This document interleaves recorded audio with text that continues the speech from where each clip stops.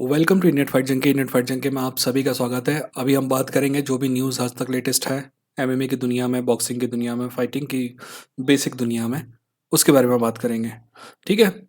UFC 278 के बारे में भी थोड़ी सी बात करेंगे, UFC 280 के बारे में भी थोड़ी सी बात करेंगे, 79 के बारे में भी थोड़ी सी बात करेंगे, और जो गिलबर्ट बर्न्स और होरे मासविदाल और UFC के बीच में जो लफड़ा चल रहा है उसके बारे में भी बात करेंगे। पॉल अकोस्टा की थोड़ी सी बगर हो गई है, उसके बारे में बात करेंगे। एक आध क्वेश्चन का आंसर देने की कोशिश करेंगे। ये सब करेंगे दोस्त। ठीक है। बट वो सब करने से पहले सब्सक्राइब करके बेल आइकन पर आके कर बटेगा। और जिसने ऑलरेडी सब्सक्राइब किया है, बेल आइकन पर क्लिक किया है, थैंक यू सो मच। तुम लोगों की वजह से मैं हूँ। ठीक है। हाँ, किसी ने पूछा था कि ये न्यूज़ बार बार आप, मतलब मैंने ये दूसरा एपिसोड बना रहा हूँ मैं न्यूज़ वाला, बट किसी ने पूछा कि आखिर क्यों बना रहे हो दोस्त। मेरे पास ना, आप लोग कभी, मैं दूसरे चैनल में नहीं जाता हूँ, बट कभी कभी मेरे पास आप लिंक भेजते हो, तो मैं जो वो लिंक में जाता हूँ ना, तो देखता हूँ कि सामने वाले आदमी ने सिर्फ एक छोटी सी न्यूज़ को लेके, जैसे कि गिलबर्ट बर्न्स वर्सेस आपकी होरे मासुदाल की जो फाइट के बारे में बात चल रही है, उस न्यूज़ को लेके लोग वीडियो बना देते हैं। मेरा नहीं मानना कि मेरे पास इतना समय है कि मैं आपको ऐसी खबरों के लिए, छोटी छोटी खबरों के लिए वीडियो बनाऊं, बट एक काम कर सकते हैं कि न्यूज़ हम बनाएंगे, न्यूज़ में हम 5-6 ऐसी खबरें निपटा लेंगे, तो क्या होगा कि आपका भी टाइम बचेगा और मेरा भी टाइम बचेगा। क्या बोलते हैं? ठीक है। अब इसमें जो पहले गिलबर्ट बर्न्स वाली की खबर के बारे में बात कर लेते हैं, है ना।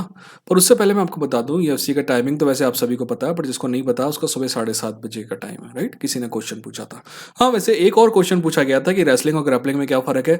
वैसे तो मैंने उसका डिटेल्ड आंसर बड़ी मेहनत करके लिखा था दोस्त, बट खैर तुमने नहीं देखा तो मैं बता देता हूँ कि देखो, बेसिकली ना ये एम्बिगुअस है, थोड़ा सा कन्फ्यूजिंग है ना। ऐसा है कि कई लोग मानते हैं कि जो चोक है ना, उसको छोड़ दिया जाए तो ग्रैपलिंग का हर हिस्सा रेसलिंग के अंदर कवर होता है, राइट।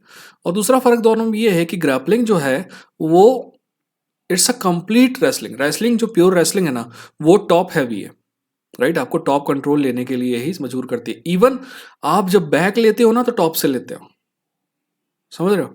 और जो चोकिंग है उसमें अलाउड नहीं है, बाकी ग्रैपलिंग में ये सब आता है। सिंपल बात में कहा जाए तो रेसलिंग और जुजित्सु दोनों को कंबाइन कर लिया अपन ने, तो अपने को ग्रैपलिंग मिल गई। ठीक है। अब पहली खबर पे आते हैं। पहली खबर गिलबर्ट बर्न्स, पहली खबर यह है और दूसरी खबर उसका उल्टा है। ठीक है। पहली खबर यह है कि गिलबर्ट बर्न्स ने कहा न्यूज़ को कि अब खैर छोड़ो। गिलबर्ट बर्न्स ने न्यूज़ चैनल को कहा कि भाई ऐसा है कि होरे मासविदाल और मेरी फाइट जो है ना, वो एग्रीड हो गई, वर्बली एग्रीड हो गई है। ठीक है। जैसे ही गिलबर्ट बर्न्स ने ये कहा, उसके 3 घंटे बाद होरे मासविदाल मीडिया पे आया। आई अपोलोजाइज। उसके ही थोड़ी देर बाद होरे मासविदाल मीडिया पे आया और कहने लगा कि भाई ये बात सरासर झूठ है। ठीक है। पर होरे मासविदाल को इतना पता है कि गिलबर्ट बर्न्स झूठ नहीं बोलेगा, इसलिए होरे मासविदाल समझ गया और उसने बोला कि एक्चुअली UFC जो है वो झूठ बोल रही है। ठीक है। इसी जुड़ी एक कहानी सुनाऊं मैं आपको। बात जो है 5-6 साल पहले की है। हबीब जो है, सॉरी थोड़ी सी सर्दी है। हबीब जो है ना, ऑलरेडी बिल्कुल दरवाजे पे खड़ा था चैंपियनशिप के लिए। कम से कम 1.5 साल से बात हो रही थी कि हबीब को चैंपियनशिप फाइट करना चाहिए, करना चाहिए, करना चाहिए। RDA था ना, तब से बात हो रही थी। RDA हार गया। उसके बाद कॉनर मैकग्रेगर की फाइट RDA के साथ तय हुई थी, वो कैंसिल हो गई। एडी अल्वारेज ने RDA को हरा दिया, फिर एडी अल्वारेज चैंपियन बन गया। फिर अब एडी अल्वारेज चैंपियन था और उसकी 2 फाइट की बात चल रही थी, कॉनर मैकग्रेगर के खिलाफ नंबर 1, और हबीब के खिलाफ, सॉरी कॉर्नर के खिलाफ और हबीब के खिलाफ। ठीक है। अपना जो अंडरग्राउंड किंग है आपका एडी अल्वारेज, वो ज़्यादा पैसे मांग रहा था। तो UFC ने बोला कि तुम कम पैसे में कॉर्नर से फाइट कर लो, नहीं तो हबीब तैयार है, हम तो हबीब से फाइट करवाएंगे तुम्हारी। तो उसको लगा कि हबीब तैयार होगा कि नहीं होगा। तो भाई साहब ये इतने कमीने हैं कि हबीब के पास पहुंच गए और उससे कॉन्ट्रैक्ट में साइन भी करा लिया गरीब से। ठीक है। और उससे साइन करा के उसका साइन कॉन्ट्रैक्ट ये एडी अल्वारेज को दिखा रहे थे। ठीक है ना, ताकि आप अपना, मतलब देखो उसने तो साइन कर दिया, अब तुमको इससे फाइट करनी पड़ेगी, है ना। एडी अल्वारेज को भी लग रहा था कि कॉर्नर उसके लिए इजी होगा ज़्यादा। ठीक है ना।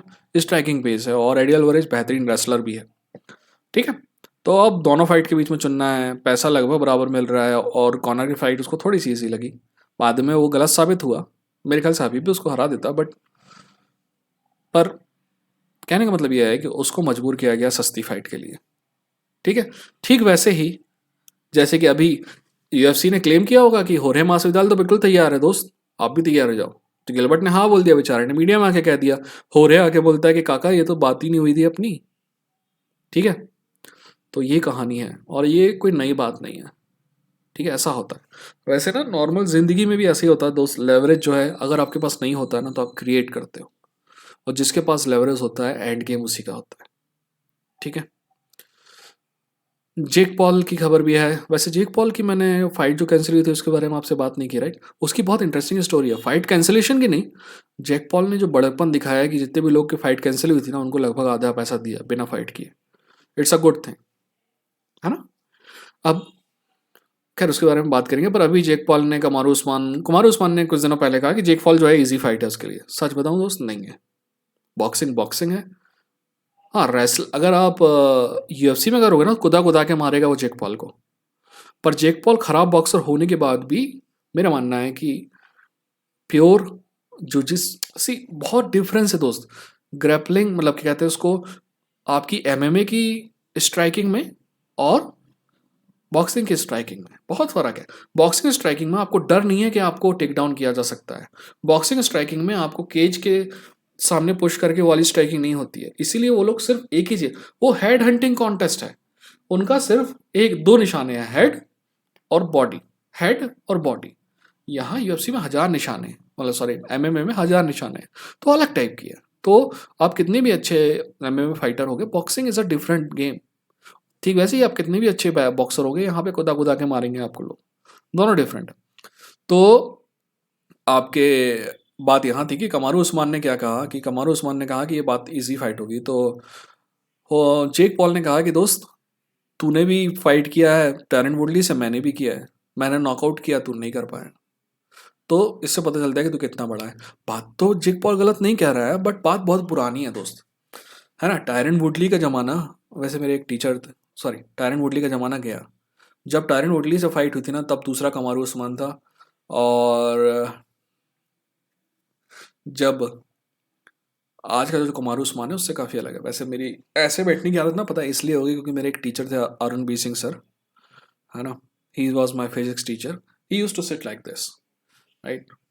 और अगर दुकान में मिल गए ना तो ऐसे ही होती थी, उनके हाथ में सिगरेट ऐसे चलता रहता था। तब से उनकी नकल मारने के चक्कर में मेरी ऐसी करने की आदत हो गई। एनीवेज, हाँ। तो अगली खबर जो है, पॉल अकोस्टा ने जैसी ना, आपने अगर वेइन देखा होगा तो पॉल अकोस्टा ने वेइन के बाद फक यू कहा यूसाडा को। यूसाडा भाई सुबह 6 बजे पहुंच गया था। देखो मेरा मानना है कि यूसाडा कोई अपना गलत काम नहीं करता है। वैसे तो मेरे थोड़े से ओपिनियन ना उस यूसाडा के बारे में दूसरों से अलग है, क्योंकि दूसरों के ओपिनियन दूसरों के कॉपी करके बने हैं ना, तो वो सब बोलेंगे कि यूसाडा बहुत अच्छा है दोस्त, पर मेरी ओपिनियन वैसे नहीं है, ठीक है। चाहे वो यूसाडा हो, वाडा हो, राइट, इंडिया वाला हो, जो भी है ना, इमडा है ना नाम शायद, आई डोंट रिमेम्बर, है ना। तो इनके थोड़ी ओपिनियन अलग है। तो यूसाडा अपना काम करेगी, बहुत अच्छी बात है, कोई दिक्कत नहीं। बट आप सामने वाला आपको पता है कि फाइट के एक दिन पहले वेट कट कर रहा है, तो आप सुबह 6 बजे जाने की क्या जरूरत है। आप दोपहर में भी जा सकते हो, रात को 8 बजे भी जा सकते हो जब आदमी जग रहा होगा। नींद कितनी इंपॉर्टेंट होगी, तो सोचो आपकी फाइट के पहले नींद कितनी इंपॉर्टेंट होगी। सिंपल एग्जांपल है, जब आप बाहर से आगे मूद के आते होगे घर में और मम्मी चिल्लाती होगी, दैट्स ओके। पर कभी कभी आप पढ़ने बैठते होगे ना, और जब मम्मी चिल्लाती है ना तो अगले साला 2 घंटे तक मन नहीं लगता, ठीक है। तो ये फर्क है। आप जहाँ 4 घंटे बाद भी करते, 6 बजे की जगह 10 बजे भी करते तो चलता। खैर, और आदमी ना हद से ज़्यादा डिहाइड्रेटेड रहता है उस समय। आप उस समय जब इतना डिहाइड्रेटेड है उस समय किसी का भी ब्लड मांगोगे तो भेजा तो शॉर्ट होगा। तो पॉल अकोस्टा वैसे तो पगलाता है, बट इस टाइम पॉल अकोस्टा जो है बिल्कुल गलत है ना। आपको मैंने पहली बार मैंने 278 पे वीडियो बनाया है, उम्मीद है कि आपने देखा होगा, नहीं देखा होगा तो जाके देखिए, है ना। तो 278 से जुड़ी फाइट ये है कि लुक रॉकहोल्ड ने जो प्रेस कॉन्फ्रेंस की थी और बाद में जो इंटरव्यू दिए थे, फाइटर पे के बारे में बात की थी, है ना, और हेल्थ केयर के बारे में बात की थी, उस सब को लेके डेना वाइट ने कहा कि he is fucking gibberish, he said everything he said was absolutely fucking gibberish, ठीक है। यानी कि वो उठपटांग बात कर रहा था दोस्त। ऐसा नहीं है कि उठपटांग बात नहीं कर रहा था, बट जो 90% कह रहा था उसमें सच है। पर कंपनी के सीईओ से, उस कंपनी के प्रेसिडेंट से आप और क्या उम्मीद करोगे, है कि नहीं। वो ये थोड़ी कहेगा कि भाई जो मेरी कंपनी के खिलाफ बोल रहा है बिल्कुल सही बोल रहा है, है ना, वो तो यही बोलेगा। पर यहाँ पे मीडिया का काम आता है कि मीडिया क्रॉस क्वेश्चन करे, क्योंकि जो सामने इंटरव्यू लेने वाला बोला, आपने ये क्वेश्चन पूछा, सामने वाले ने एक को गाली दिया और फिर आप आगे बढ़ गए, आपने क्रॉस क्वेश्चन नहीं किया। पहला क्वेश्चन इंपॉर्टेंट नहीं होता है जर्नलिज्म में। जैसे कि मैं पूछूंगा ना, आपने क्या किया, तो आप बोलोगे मैंने ये किया, तो मैं पूछूंगा कि आखिर ये क्यों किया, तो आप बोलोगे ये किया, पर अगर आप ये करते तो ऐसा होता, इसके पीछे रीजन और बताइए। कहने का मतलब है क्रॉस क्वेश्चन जब होता है ना तब होती है। आप तैयारी क्वेश्चन की नहीं करते हो, क्रॉस क्वेश्चन की करते हो। आपको पता है कि डेना वाइट जो बोलेगा वो इसके खिलाफ ही बोलेगा, तब आपके पास दूसरा क्वेश्चन तैयार होना चाहिए कि ये हेल्थ केयर है, ये है, फिर कैसे गलत नहीं है। पर ये क्वेश्चन इसलिए नहीं कि तैयार है। आपको लगता है ना ये मीडिया वाले चूतिए हैं जो नजर आते हैं, ये इतने चूतिए नहीं है, ये बहुत होशियार है, हरामी साले। आपको पता है ये जानबूझ के चूतिया बनते हैं, क्योंकि अगर वो टफ क्वेश्चन पूछेगा ना तो अगली बार जवाब नहीं मिलेगा। ठीक वैसे ही यहाँ का मीडिया जो है ना इंडिया का, अगर टफ क्वेश्चन पूछेगा ना तो ऐड मिलना बंद हो जाएंगे। समझ रहे हो? ठीक है ना, आपके ही पैसे लेके आपकी मारी जा रही है यहाँ पे। वो मैं कहा ना, वो एग्जाम्पल बिल्कुल गलत नहीं है। डेना वाइट को अपना पिछवाड़ा साफ करने की जरूरत नहीं पड़ती, क्योंकि मीडिया आके चाट के जाता है उनकी। ठीक वैसे ही यहाँ पे जो बड़े बिजनेसमैन हैं इंडिया में, उनकी भी मीडिया चाटने से फुर्सत ही नहीं मिलती उनको। मेरे को तो लगता है पहले वो जबरदस्ती करते थे, आजकल एंजॉय करने लगे हैं चाटना। एनीवेज, सॉरी मैं भटक गया। अब बात कर लेते हैं UFC 278, 279 और 280 के बारे में। एक इंटरेस्टिंग थिंग आपने देखी है, ये कार्ड एक्चुअली अच्छा है बट इतना अच्छा भी नहीं है जितना हो सकता था, जबकि कितनी इंपॉर्टेंट फाइट है। पर वैसे 279 तो पूरा खाली कार्ड है। नेट डियाज के अलावा कोई भी ऐसी फाइट नहीं है जिसके लिए आप पैसा खर्च करोगे, है ना। मेरे जैसे लोग तो होजे आल्डो के लिए पैसा खर्च कर भी सकते हैं, नहीं लूक रॉकहोल्ड के लिए तो नहीं करता मैं। बट बाकी सब चीज़ों के लिए आपने उसको फाइट को रखा है। बाकी जो फाइट है उसमें ऐसी कोई भी फाइट नहीं है जिसके लिए आप बिल्कुल पगला रहे हो देखने के लिए, है ना। 279 ठीक वैसे ही 279 खाली है, 278 भी इतना भरा नहीं है, 280 फटे तक भरा है। पता है आपको, दो फाइट उधार ली जा सकती थी 279 के लिए, और एक फाइट उधार ली जा सकती थी 278 के लिए। तो क्या होता, 278, 279, 280 तीनों सॉलिड कार्ड हो जाते। पर 280 में जहाँ तक फटे तक सॉलिड फाइट है, वहीं 278 में थोड़ी कम है, और 279 में तो है ही नहीं।